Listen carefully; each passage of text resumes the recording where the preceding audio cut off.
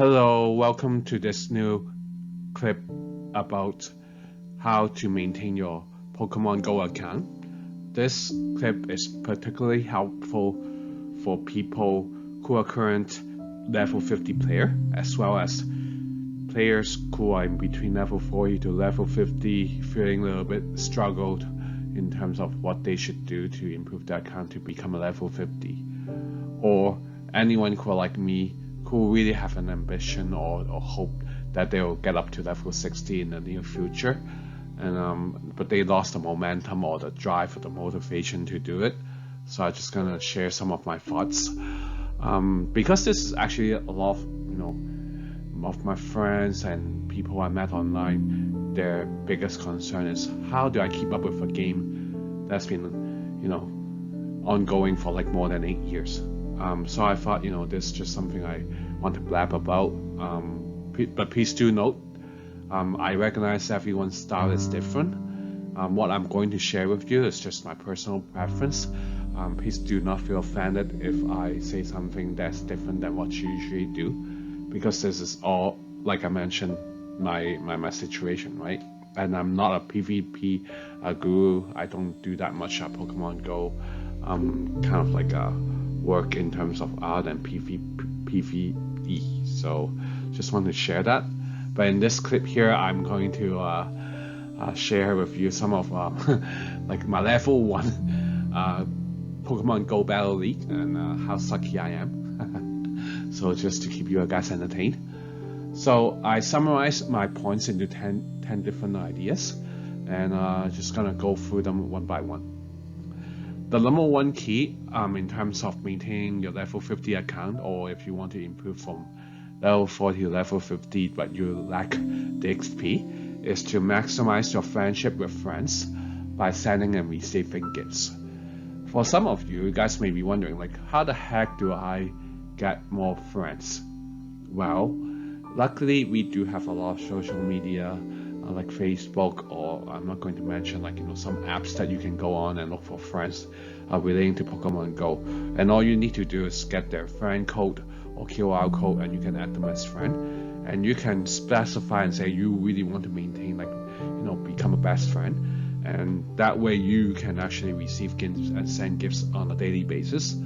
And at the end of the whole routine, after let's say 60 days, every day you guys keep sending gifts to each other. When you guys reach the maximum 4 hearts best friend status, I would recommend, if you guys are not playing the way together, you can remove them and find another group of friends to continue. But do note there's a limit to it. I think you can send not as infinite amount of opening gifts. Okay, so you have to keep track of the list of friends that you want to keep in your list.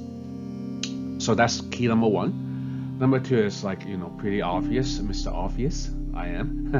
It's to catch as many Pokemon as possible on the ground. So wherever you walk, wherever you sit, when you see some Pokemon on your ground, make sure you mop the floor. You catch every single Pokemon you can see on the ground. I know it's easier said than done when you have limited time, but I would really think this will help you in the long run, because this will improve the quality of your account, right?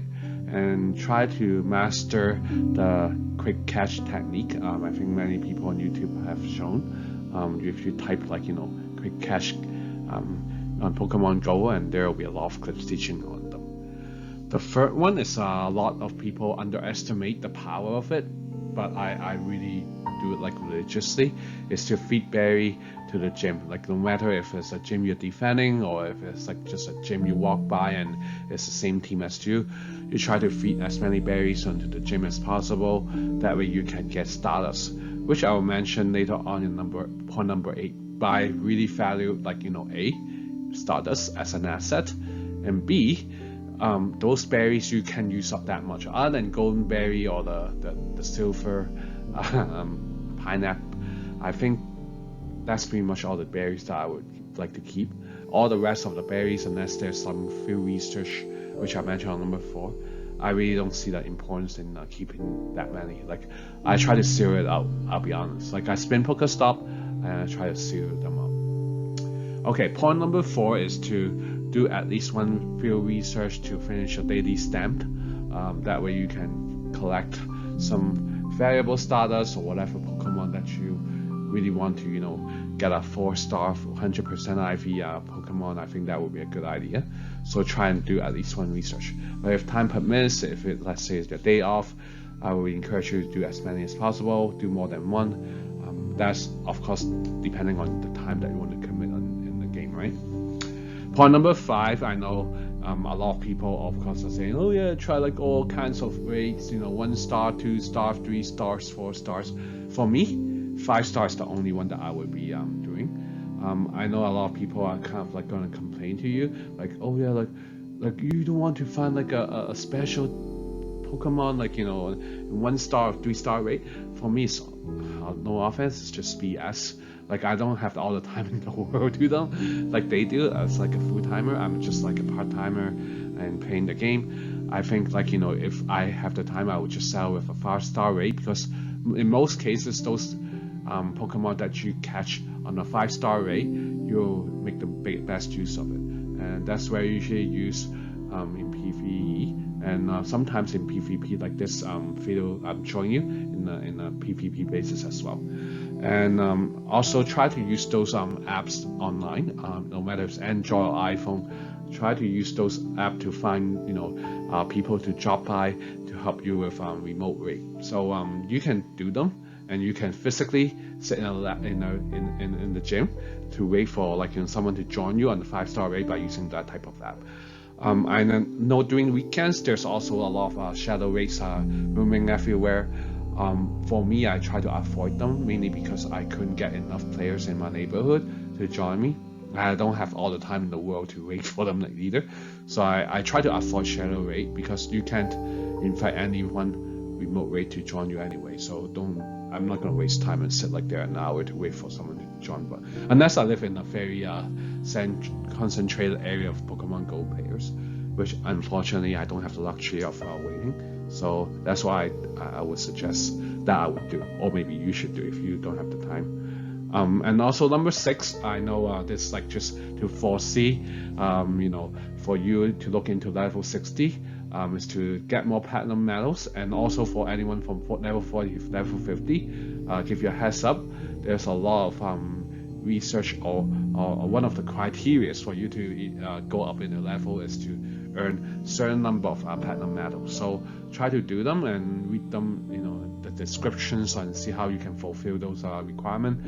That will be very important. So one thing that I think they may ask you is like, okay, Cash, I don't know, I'm just randomly making stories up, okay, like some Pikachu's, like small size Pikachu or something, large size Pikachu. I lost sense, like certain Pokemons you have to catch certain amount, or you have to feed berries, for example, to the gym, I don't know, like X number of times.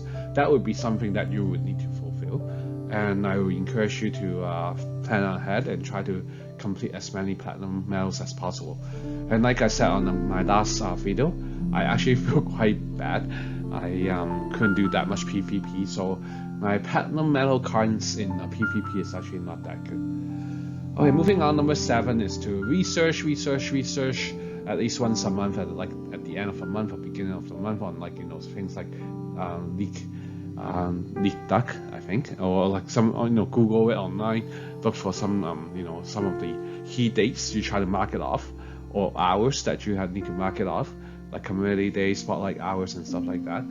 Because those will be the key moments where you can actually double XP and double Stardust. So if you have Star Piece or Lucky Egg, you have to really do the calculation during the time. And if you have work or life commitment or school commitment, you may want to try to strategically move the times around to make it work for you, so you can enjoy those times, because in the long run this adds up and it can really improve the quality of your account. Point number 8 is to treasure your Stardust. Don't randomly level up your Pokemon just because you have Stardust left over.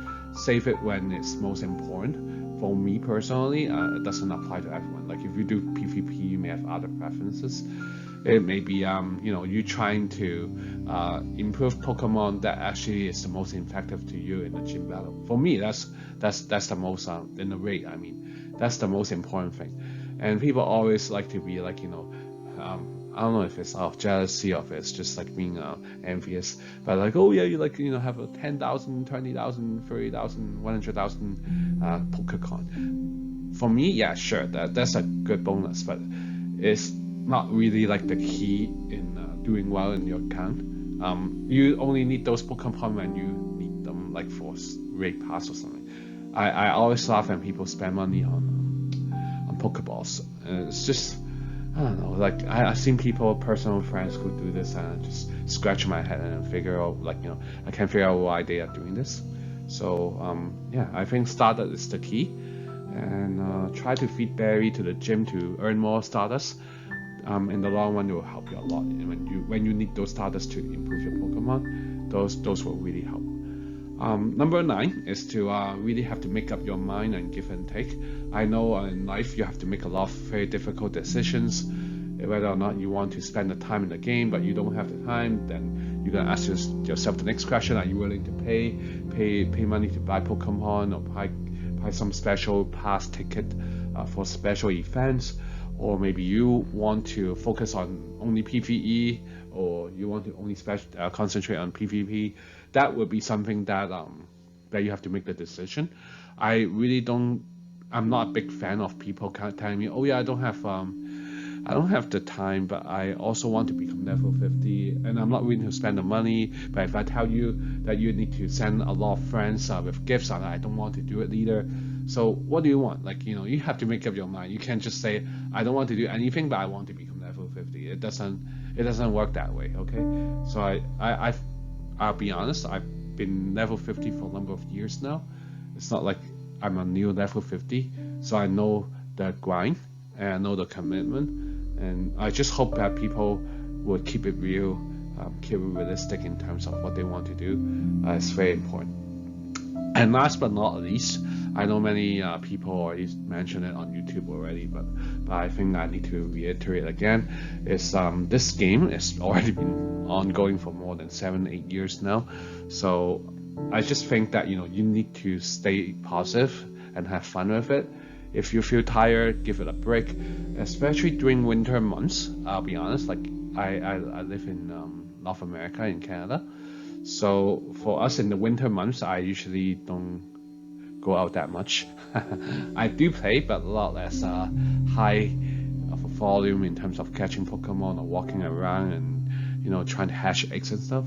So try to have fun, just balance it off. That way you can keep the game going, your account going.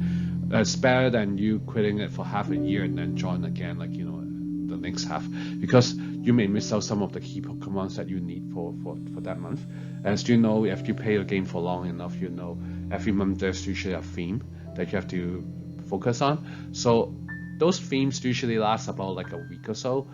You may want to only focus on during that week, but other than that, the other 3 weeks of the month, you can just relax during the winter months. For me personally, that's what I do. so I may just spin the Pokestop, finish one field research, feed all the berry, and then hands off, and then I'm like, okay, I move on with my life. This is usually what I would do in my account, and I hope my tips can help you also in the long run. And that's pretty much it. I would really appreciate if you can like, subscribe, and share this video to your friends and your community. As I'm a new YouTuber, I just want to help spread the good words around. Thank you and peace. I'm out. Alright, take care.